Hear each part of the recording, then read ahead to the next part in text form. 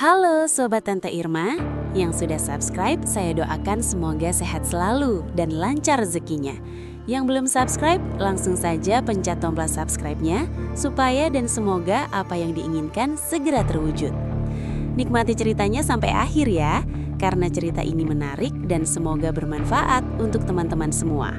Baiklah, kita lanjut ke ceritanya. Murniasi percaya bahwa rumah adalah satu-satunya tempat di dunia yang tidak perlu dicurigai. Di luar sana, orang boleh berubah wajah, boleh menyimpan niat yang tak terucap, boleh menjadi apa saja demi bertahan hidup.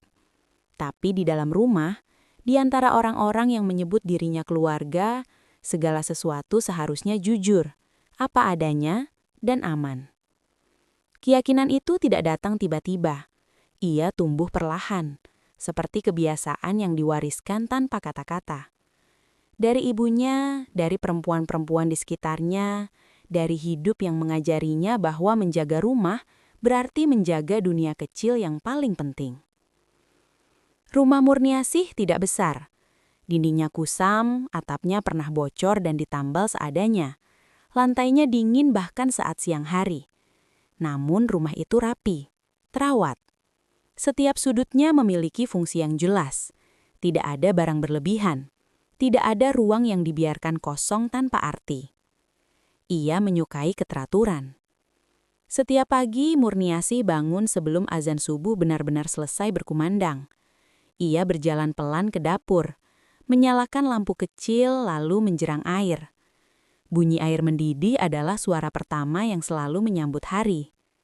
Setelah itu ia menanak nasi, menyiapkan lauk sederhana, dan menata meja makan dengan gerakan yang sudah ia hafal di luar kepala. Gito, suaminya, akan bangun tak lama kemudian. Ia duduk di tepi ranjang, menghela napas panjang, lalu bangkit tanpa banyak bicara. Mereka tidak banyak berbincang di pagi hari. Tidak ada obrolan panjang, tidak ada senda gurau. Namun kesunyian itu terasa wajar. Nyaman. Gito bukan lelaki yang hangat, tapi juga tidak dingin. Ia hadir, dan bagi Murniasih, kehadiran itu sudah cukup. Selama 12 tahun pernikahan mereka, Gito jarang membuat masalah. Ia bekerja, pulang, makan, tidur. Tidak banyak tuntutan, tidak banyak janji. Hidup mereka berjalan datar, dan justru itulah yang membuat Murniasih merasa aman.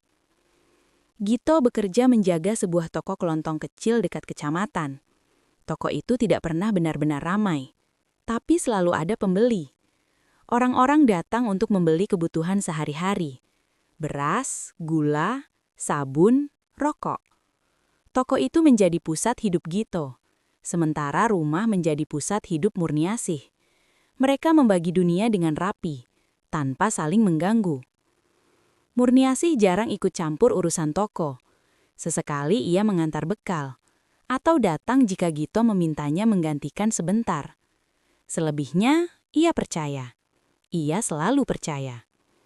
Kepercayaan adalah fondasi rumah tangganya. Dan karena itulah, ketika suatu sore pintu rumahnya diketuk oleh Rianti, ia tidak merasa perlu membangun pagar apapun di dalam hatinya. Rianti berdiri di ambang pintu dengan tas besar di bahunya. Rambutnya diikat rapi, pakaiannya sederhana. Wajahnya terlihat dewasa, tapi ada sesuatu di matanya yang masih menyimpan kegamangan, seperti seseorang yang belum benar-benar tahu kemana ia akan pergi. "Bibi," katanya pelan. Murniasih mengenalnya, keponakan dari pihak keluarga yang jarang bertemu, anak dari sepupu jauhnya. Terakhir kali ia melihat Rianti, gadis itu masih berseragam sekolah, masih berbicara dengan suara setengah ragu. Sekarang ia sudah berbeda, lebih tenang, lebih matang. Dan entah mengapa perbedaan itu membuat Murniasih merasa sedikit tidak nyaman. Perasaan yang tidak ia pahami dan segera ia abaikan. Rianti masuk dan duduk di ruang tamu. Ia bercerita panjang tentang rumah orang tuanya yang jauh, tentang kesulitan mencari pekerjaan, tentang kesempatan membantu di toko tempat Gito bekerja. Kalimat-kalimatnya tertata rapi, seperti sudah dipikirkan sebelumnya. Perjalanannya terlalu jauh kalau harus pulang setiap hari, katanya. Aku cuma butuh tempat tinggal sementara, Bi. Murniasih mendengar tanpa memotong. Ia menimbang dengan caranya sendiri, bukan dengan logika panjang, tapi dengan perasaan. Rumahnya memang tidak besar, tapi cukup. Ia tidak pernah merasa kekurangan ruang. Dan membantu keluarga adalah sesuatu yang selalu ia yakini sebagai kewajiban. Kamu bisa tinggal di sini. Akhirnya ia berkata, anggap saja rumah sendiri. Kalimat itu keluar begitu saja, ringan, tanpa beban. Seolah-olah tidak membawa konsekuensi apapun. Rianti tersenyum, terlihat lega. Dan pada saat itulah, tanpa disadari, Murniasih membuka pintu yang tidak akan pernah ia bisa tutup kembali. Hari-hari pertama berjalan biasa. Rianti bangun pagi, membantu di dapur, mencuci piring, menyapu lantai. Ia tampak berusaha menyesuaikan diri. Tidak banyak bicara, tidak banyak bertanya. Gito terlihat menerima kehadirannya dengan wajar. Tidak terlalu ramah, tidak juga acuh. Setiap pagi, Gito dan Rianti berangkat bersama ke toko. Setiap sore, mereka pulang hampir bersamaan. Murniasih menyambut mereka dengan makanan hangat dan rumah yang rapi. Ia merasa hidupnya kini lebih ramai, lebih berarti. Ia tidak tahu bahwa kebersamaan itu perlahan membentuk pola yang berbeda. Pola yang tidak pernah ia bayangkan. Awalnya perubahan itu terlalu kecil untuk disebut perubahan. Gito mulai pulang dengan wajah yang lebih serius. Rianti mulai tertawa lebih lepas. Ada percakapan yang terputus ketika Murniasih masuk ke ruangan. Ada keheningan singkat yang selalu diikuti senyum canggung. Ia melihat semuanya, tapi ia tidak menamainya. Karena menamai berarti mengakui. Dan mengakui berarti mengguncang rumah yang selama ini ia jaga dengan sepenuh hati. Ia memilih diam. Dan dalam diam itulah, sesuatu mulai tumbuh. Setelah Rianti tinggal bersama mereka, rumah Murniasih tidak pernah benar-benar sepi lagi. Ada suara tambahan di pagi hari. Langkah kaki Rinan, bunyi piring yang diletakkan terlalu cepat, tawa kecil yang muncul tiba-tiba. Pada awalnya, semua itu terasa menyenangkan. Murniasih merasa hidupnya tidak lagi berjalan sendiri. Namun perasaan itu tidak bertahan lama. Ada hari-hari ketika Murniasih merasa kehadirannya di rumah seperti sesuatu yang mengganggu ritme. Bukan karena ada yang mengusirnya, tapi karena suasana berubah begitu ia masuk ruangan. Percakapan berhenti, tawa menghilang, lalu semuanya kembali berjalan seperti biasa, seolah tak pernah ada yang aneh. Ia sering bertanya pada dirinya sendiri, apakah aku terlalu sensitif? Dan hampir selalu ia menjawab, ya. Karena ia tidak ingin menjadi perempuan yang curiga tanpa alasan. Setiap pagi, pemandangan yang sama terulang. Gito dan Rianti duduk berhadapan di meja makan, sarapan bersama sebelum berangkat ke toko. Mereka berbincang tentang hal-hal kecil, stok barang, pembeli yang datang kemarin, atau cuaca yang terasa lebih panas dari biasanya. Murniasih mendengarkan sambil berdiri di dapur, menyiapkan teh, sesekali menyela jika perlu. Namun semakin hari, ia merasa perannya semakin kecil. Percakapan mereka seolah tidak lagi membutuhkan kehadirannya. Ia hanya menjadi pendengar, bukan bagian dari cerita. Murniasih mencoba tidak memikirkan hal itu. Ia mengalihkan perhatiannya pada pekerjaan rumah. Menyapu lantai, membersihkan jendela, menata ulang lemari. Ia percaya, selama ia menjaga rumah tetap rapi, segalanya akan tetap baik-baik saja. Tapi rumah bukan soal kebersihan. Suatu sore, Murniasih pulang dari pasar dengan membawa 2 kantong belanjaan. Ia membuka pintu dan mendapati rumah dalam keadaan sunyi. Tidak ada suara televisi, tidak ada langkah kaki. Padahal sepatu Gito ada di rak, dan tas Rianti tergeletak di kursi. Ia berdiri sejenak di ambang pintu, merasakan sesuatu yang sulit dijelaskan. Seperti masuk ke ruang yang baru saja ditinggalkan oleh sesuatu yang tidak ingin ia temui. Ia melangkah pelan ke dapur. Tidak ada siapa-siapa. Ke ruang tengah, juga kosong. Hanya ada udara yang terasa lebih hangat dari biasanya. Murniasih tidak menemukan apapun yang bisa ia sebut bukti. Tidak ada pemandangan mencurigakan. Tidak ada suara yang bisa ia dengar. Namun dadanya terasa sesak, seperti seseorang yang baru saja melewati mimpi buruk tanpa ingatan jelas tentang isinya. Ia menegur dirinya sendiri, berhenti berpikir yang aneh-aneh. Malam itu, saat mereka makan bersama, suasana terasa canggung. Gito lebih banyak diam, Rianti tersenyum tipis, seperti seseorang yang menyimpan sesuatu di balik wajah tenangnya. Murniasi mencoba membuka percakapan, bertanya tentang toko, tentang rencana ke depan. Jawaban-jawaban yang ia terima pendek, efisien, seolah tidak ingin berlama-lama. Murniasi menelan rasa kecewanya bersama nasi yang terasa hambar. Ia mulai memperhatikan perubahan kecil pada Gito. Cara ia menghindari tatapan mata, cara ia lebih sering membawa ponsel kemana-mana, cara ia menjadi mudah tersinggung saat ditanya terlalu banyak. Perubahan itu tidak drastis, justru itulah yang membuatnya berbahaya. Rianti pun berubah, meski dengan cara berbeda. Ia tampak semakin percaya diri. Gerakannya lebih bebas. Ia tidak lagi minta izin untuk hal-hal kecil. Ia berjalan di rumah seperti seseorang yang sudah lama tinggal di sana, bukan tamu yang baru datang. Murniasi merasa ada batas yang bergeser, namun ia tidak tahu batas mana yang telah dilewati. Suatu malam, ia terbangun oleh suara tawa pelan. Bukan tawa keras, hanya suara yang terlalu akrab untuk terdengar di tengah malam. Ia duduk di ranjang, menajamkan pendengaran.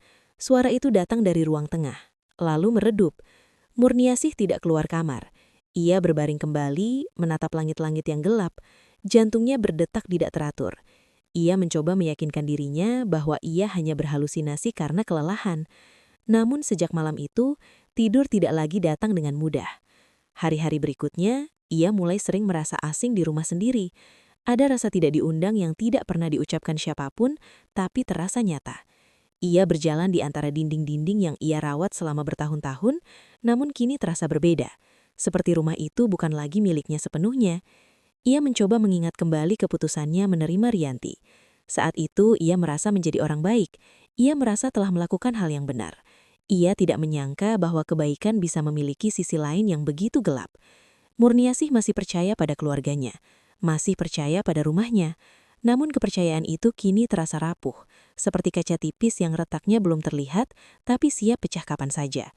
Dan tanpa ia sadari, rumah yang ia jaga dengan sepenuh hati itu perlahan berubah menjadi tempat yang menyimpan rahasia.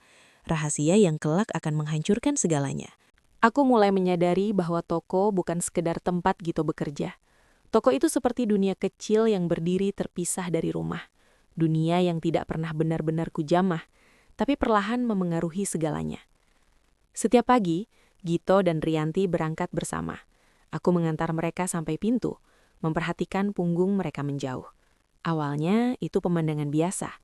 Lama-kelamaan ada perasaan ganjil yang selalu menyertai, perasaan tertinggal. Aku jarang datang ke toko, bukan karena tidak boleh, tapi karena aku merasa tidak diperlukan. Gito jarang memintaku membantu. Rianti terlihat menguasai segalanya, mencatat barang, melayani pembeli, mengatur rak. Ia cekatan, terlalu cekatan untuk seseorang yang baru 2 tahun bekerja. Saat aku sesekali datang, aku merasa seperti orang asing. Gito berbicara dengan nada yang berbeda. Rianti tersenyum sopan, tapi matanya seolah sedang menjaga jarak.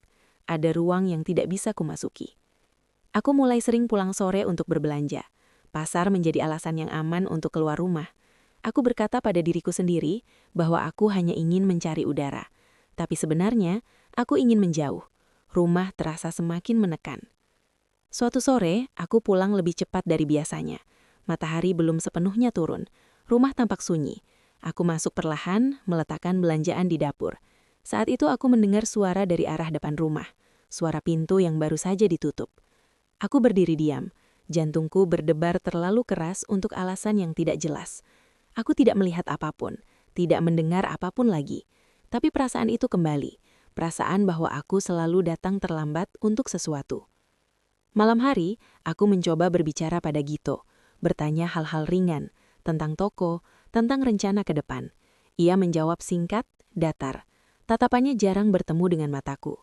Aku bertanya pada diriku sendiri, kapan terakhir kali kami benar-benar berbincang? Rianti duduk tak jauh dari kami. Ia mendengarkan, sesekali tersenyum. Aku merasa dia tahu sesuatu yang aku tidak tahu, dan ketidaktahuan itu membuatku semakin kecil. Hari-hari berlalu dengan pola yang sama. Aku merasa hidupku berjalan di tepi sesuatu yang gelap, Tapi aku tidak tahu apa bentuknya. Aku hanya tahu bahwa kepercayaanku mulai berubah menjadi beban. Dan setiap kali aku menatap rumah ini, aku tidak lagi melihat tempat yang aman. Aku melihat dinding yang menyimpan bisikan. Seiring waktu, aku mulai memahami satu hal yang sulit kuterima. Rumah dan toko telah bertukar peran. Rumah tidak lagi menjadi tempat pulang, sementara toko menjadi ruang di mana segalanya bermula dan berakhir. Tempat yang tak pernah kulihat sepenuhnya, tapi selalu hadir dalam pikiranku. Aku mencoba datang ke toko lebih sering, bukan untuk membantu, melainkan untuk meyakinkan diriku sendiri bahwa semua masih normal. Setiap kali aku berdiri di balik etalase, mencium bau beras dan gula yang tercampur, aku merasa seperti berada di panggung yang bukan milikku. Gito bergerak cekatan, Rianti berdiri di sampingnya, memahami ritme yang tidak kupahami. Ada bahasa di antara mereka, bukan kata-kata, melainkan jeda, tatapan, dan kebiasaan kecil. Aku menangkapnya dalam potongan-potongan singkat. Cara Rianti sudah tahu barang apa yang akan diminta Gito tanpa diminta, cara Gito mengangguk pelan tanpa menoleh. Semua itu terlalu halus untuk disebut kesalahan, tapi terlalu konsisten untuk disebut kebetulan. Aku pulang dengan perasaan lelah yang tidak berasal dari tubuh. Di rumah, jarak itu semakin terasa. Aku mulai menghindari ruang tengah di sore hari. Aku memilih dapur, memilih halaman belakang, memilih tempat-tempat di mana aku bisa menyendiri. Setiap kali aku mendengar langkah mereka pulang bersamaan, dadaku mengeras, seperti menahan sesuatu yang tidak ingin keluar. Aku pernah mencoba bertanya pada Rianti, dengan nada yang kuusahakan ringan, tentang pekerjaannya, tentang rencananya ke depan. Ia menjawab sopan, terukur, seolah sudah mempelajari kalimat-kalimat itu sebelumnya. Tidak ada yang salah dari jawabannya, dan justru itu yang membuatku resah. Gito semakin sering pulang larut. Alasannya selalu sama, toko butuh dibereskan, stok harus dihitung, pembeli datang mendadak. Aku mengangguk, memasang wajah mengerti. Aku tidak ingin menjadi perempuan yang mengekang. Aku tidak ingin menjadi sumber masalah. Namun malam-malam menjadi panjang. Aku terbangun dengan pikiran yang berputar, memikirkan ulang percakapan-percakapan kecil, gerak-gerik yang kuingat. Aku mencoba menyusun semuanya menjadi gambaran yang masuk akal, tapi potongan-potongan itu tidak pernah pas. Ada hari ketika aku merasa benar-benar tidak terlihat. Aku duduk di ruang makan, mendengar mereka berbicara dari dapur, dan aku tahu, tanpa melihat, bahwa jika aku berdiri dan pergi, percakapan itu akan tetap berjalan. Kesadaran itu menyakitkan dengan cara yang sunyi. Aku mulai bertanya pada diriku sendiri, sejak kapan aku berhenti menjadi pusat rumah ini? Pertanyaan itu tidak punya jawaban yang berani kuterima. Suatu sore, aku pulang dari pasar dengan langkah berat. Di depan rumah, aku berhenti sejenak sebelum membuka pintu. Ada rasa enggan yang tidak pernah kurasakan sebelumnya, seperti seseorang yang ragu memasuki tempat yang dulu ia cintai. Di dalam, rumah terlihat sama, rapi, tenang, tidak ada yang berubah secara kasat mata. Namun, aku tahu sesuatu telah bergeser, dan aku tidak tahu bagaimana cara mengembalikannya. Malam itu, aku duduk sendiri di ruang tamu. Lampu redup, suara jam berdetak pelan. Aku menyadari bahwa kepercayaanku, yang dulu menjadi kekuatan, kini menjadi kelemahan. Aku telah memberikan terlalu banyak ruang, terlalu banyak pengertian, tanpa pernah menetapkan batas. Dan di ruang kosong itulah, rahasia menemukan tempatnya untuk bersembunyi. Aku belum tahu apa bentuk rahasia itu, tapi aku tahu satu hal. Ketika sebuah rumah berhenti terasa aman, bukan karena dindingnya runtuh, melainkan karena kepercayaan di dalamnya telah terkikis. 2 tahun tidak terasa seperti 2 tahun. Ia terasa seperti 1 hari panjang yang tidak pernah selesai. Aku sering bertanya pada diriku sendiri, kapan tepatnya perubahan itu menjadi permanen? Apakah saat pertama kali aku memilih diam? atau saat aku mulai membenarkan hal-hal yang seharusnya kupersoalkan. Waktu berjalan tanpa penanda yang jelas, dan tanpa kusadari, aku telah hidup di dalam pola yang tidak lagi kupahami. Rutinitas menjadi pelindung sekaligus penjara. Pagi hari, aku bangun seperti biasa, menanak nasi, menyeduh teh, menata meja. Gito dan Rianti berangkat bersama. Aku menutup pintu, membersihkan rumah, lalu menunggu sore dengan perasaan hampa yang tak pernah benar-benar pergi. Aku berhenti menghitung hari.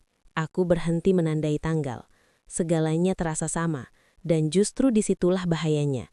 Karena ketika sesuatu yang salah berlangsung cukup lama, ia berhenti terasa salah. Gito tidak lagi menanyakan pendapatku. Bukan karena marah, tapi karena tidak merasa perlu. Ia mengambil keputusan kecil dan besar tanpa berdiskusi. Aku mengetahuinya belakangan, atau tidak sama sekali. Aku menjadi bagian dari rumah ini hanya secara fisik, bukan sebagai suara. Rianti semakin menyatu dengan kehidupan kami. Ia tahu kebiasaan Gito lebih baik dariku. Ia tahu jam-jam toko sepi, tahu kapan Gito lelah, tahu kapan ia butuh ditemani. Semua itu terlihat wajar jika dilihat sepintas. Semua itu terlihat seperti bentuk kepedulian. Dan aku menjadi penonton yang tidak diundang. Ada hari-hari ketika aku merasa diriku memudar. Aku berjalan melewati mereka dan rasanya seperti melewati bayangan. Aku berbicara dan suaraku terdengar jauh, seperti berasal dari ruangan lain. Aku mulai bertanya, apakah aku masih ada di sini? Aku tidak lagi berani bertanya terlalu banyak. Setiap pertanyaan terasa seperti ancaman terhadap keseimbangan rapuh yang tersisa. Aku memilih diam, berharap diam bisa menyelamatkan sesuatu. Tapi diam tidak menyelamatkan apapun. Toko menjadi pusat segalanya. Aku jarang ke sana sekarang. Bukan karena tidak mau, tapi karena tidak sanggup. Setiap kali aku melangkah ke dalam, aku merasa seperti memasuki wilayah yang bukan milikku. Ada ritme yang tidak kukenal, aturan yang tidak tertulis, dan kedekatan yang membuatku ingin segera pergi. Aku mulai lebih sering keluar rumah sendiri, berlama-lama di pasar, duduk di warung tanpa tujuan, mengulur waktu sebelum pulang. Aku tidak ingin menghadapi rumah yang terasa dingin, meski lampunya menyala. Malam hari menjadi saat terberat. Ketika semua sunyi, pikiranku menjadi terlalu ramai. Aku mengingat ulang percakapan lama, tawa-tawa kecil, keheningan yang janggal. Aku mencoba menyusun kepingan-kepingan itu menjadi satu cerita utuh, dan setiap kali aku berhenti di tengah jalan. Karena cerita itu terlalu menyakitkan untuk diselesaikan. Aku tahu ada sesuatu yang disembunyikan dariku. Aku tahu, bahkan sebelum aku berani mengakuinya. Tapi mengetahui dan menerima adalah dua hal yang berbeda. Aku berada di antara keduanya, terjebak tanpa tahu jalan keluar. 2 tahun itu mengubahku. Aku menjadi lebih pendiam, lebih berhati-hati. Aku menimbang setiap kata sebelum keluar. Aku belajar membaca suasana, bukan untuk memahami, tapi untuk bertahan. Aku hidup dalam gelap yang tidak benar-benar hitam, tapi cukup redup untuk membuatku tersesat. Dan di dalam kegelapan itulah, sebuah kebenaran tumbuh semakin besar, menunggu saat aku tidak lagi bisa menutup mata. Pada suatu titik, aku berhenti berharap. Bukan karena aku tidak lagi peduli, tapi karena berharap menjadi terlalu melelahkan. Setiap harapan yang kutanam selalu mati sebelum sempat tumbuh, dan aku lelah menguburkannya sendirian. Gito berubah tanpa pengumuman. Ia tidak menjadi kasar, tidak pula pergi meninggalkanku. Ia tetap ada, secara fisik. Namun kehadirannya kosong. Ia berbicara seperlunya, bergerak seperlunya, dan pulang ke rumah seperti seseorang yang sedang menyelesaikan kewajiban, bukan kembali ke tempat ia merasa dimiliki. Aku pernah mencoba mengingat seperti apa ia dulu. Lelaki yang duduk di depanku saat makan, yang menatap wajahku ketika berbicara. Ingatan itu terasa asing, seolah milik orang lain. Rianti, di sisi lain, tumbuh menjadi sosok yang berbeda dari saat pertama ia datang. Ia tidak lagi bertanya, tidak lagi ragu. Ia berjalan dengan keyakinan yang tenang, seolah dunia di sekelilingnya telah ia pahami sepenuhnya. Ia tidak menantangku secara terbuka, tapi keberadaannya sendiri sudah cukup untuk membuatku mundur. Aku sering menemukan diriku mengalah dalam hal-hal kecil. Giliran menggunakan ruang, pilihan acara televisi, waktu makan. Semua itu tampak sepele, tapi akumulasi dari hal-hal kecil itu membentuk pesan yang jelas. Aku bukan lagi pusat. Aku mulai kehilangan diriku sendiri. Aku berhenti merawat hal-hal yang dulu penting bagiku. Aku membiarkan kebiasaan lama menghilang satu persatu. Aku menyesuaikan diri dengan keadaan, bukan karena aku mau, tapi karena aku tidak tahu apa lagi yang bisa kulakukan. Ada malam ketika aku duduk di kamar, mendengarkan suara-suara dari luar. Aku tidak bisa memastikan apa yang kudengar. Dan mungkin aku memang tidak ingin memastikannya. Ketidaktahuan terasa lebih aman daripada kepastian yang akan menghancurkanku. Namun tubuhku tahu lebih dulu daripada pikiranku. Aku sering terbangun dengan napas pendek. Dadaku terasa berat. Aku menjadi mudah lelah, seolah ada beban yang kupikul tanpa pernah kuturunkan. Aku menyadari bahwa 2 tahun ini bukan hanya tentang waktu yang berlalu. Ia tentang sesuatu yang terus diulang. Tentang pola yang mengeras. Tentang rahasia yang tidak lagi bersembunyi, tapi hidup berdampingan denganku. Aku masih tidak punya bukti. Tidak ada kalimat yang bisa kutunjuk, tidak ada kejadian yang bisa kusebutkan dengan pasti. Tapi hatiku tahu, dan pengetahuan itu perlahan menggerogoti sisa-sisa kekuatanku. Ada hari ketika aku menatap wajahku sendiri di cermin, dan hampir tidak mengenalnya. Mataku terlihat lelah, wajahku tampak lebih tua. Aku bertanya dalam hati, apa yang telah kulakukan pada diriku sendiri? Jawabannya tidak pernah datang dengan jelas. Yang datang hanyalah kesadaran pahit, aku telah bertahan terlalu lama dalam gelap. Dan kegelapan itu telah menjadi bagian dari diriku. Aku tidak tahu kapan semuanya akan berakhir. Aku tidak tahu bagaimana caranya. Yang ku tahu hanyalah satu hal. Tidak ada rahasia yang bisa disembunyikan selamanya. Dan ketika kebenaran itu muncul, ia tidak akan datang dengan lembut. Hari itu datang tanpa tanda apapun. Tidak ada firasat besar, tidak ada mimpi buruk, tidak ada peringatan dari langit atau suara batin yang berteriak. Hanya hari biasa yang berjalan seperti hari-hari sebelumnya. Dan justru karena itulah, ia begitu menghancurkan. Aku pulang lebih awal dari biasanya. Pasar belum terlalu ramai, dan entah mengapa kakiku ingin segera kembali ke rumah. Bukan karena rindu, tapi karena lelah. Lelah menunda, lelah berpura-pura. Pintu rumah tidak terkunci. Aku berhenti sejenak sebelum masuk. Ada keheningan yang aneh, terlalu rapat. Seperti udara yang menahan napas. Rumah ini biasanya sunyi, tapi tidak pernah sesunyi ini. Aku melangkah masuk. Aku tidak akan menceritakan apa yang kulihat dengan kata-kata kasar atau gambaran yang berlebihan. Tidak perlu, karena pada saat itu tidak ada lagi ruang untuk penjelasan. Tidak ada lagi kemungkinan salah paham. Yang ada hanyalah kepastian. Segalanya runtuh dalam satu tarikan napas. Aku ingat suaraku sendiri. Asing, pecah, tidak kukenal. Aku ingat kata-kata yang keluar tanpa rencana, bercampur antara marah, kecewa, dan hancur. Aku ingat wajah-wajah yang menoleh, terkejut, lalu berubah menjadi sesuatu yang tidak pernah ingin kulihat dari orang-orang yang kusebut keluarga. Tidak ada pembelaan yang masuk akal, tidak ada alasan yang cukup kuat. Yang ada hanyalah pengakuan tanpa kata, terpatri di udara, menggantung di antara kami.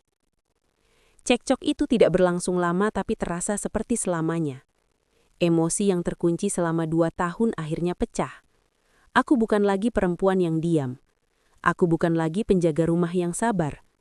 Aku adalah seseorang yang dunianya dirampas perlahan, dan baru menyadarinya saat semuanya sudah terlambat.